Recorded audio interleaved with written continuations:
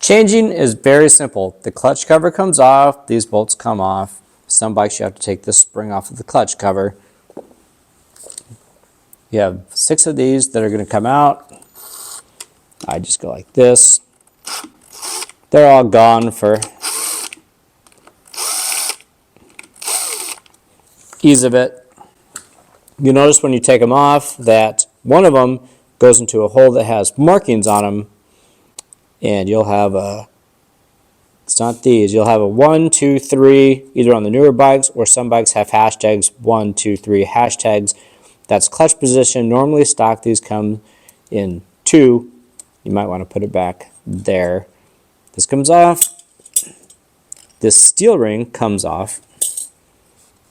Push on the center. Pull your assembly out. And then you are going to remove, which it's stuck to it, this outer ring as well. You can't use this steel clutch ring along with the new weight. It's built into it. Why? Because the new clutch weights are steel, and steel on steel will squeal. So let's put this back into place. Everything should fall into place easy. And line up and be happy.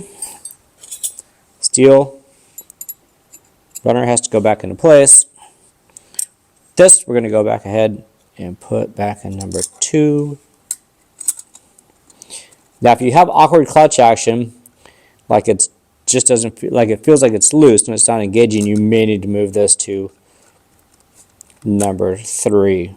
On the older ones that we had, that happens sometimes. These newer ones, that problem should be fixed. Anyhow, snug all these babies down. You can check the torque in the book, but it is 4.4 foot-pounds. And then go check your clutch action. Everything is done right, you should be good to go, my friend. See? Got out of control. Okay, there you go. Thanks for watching.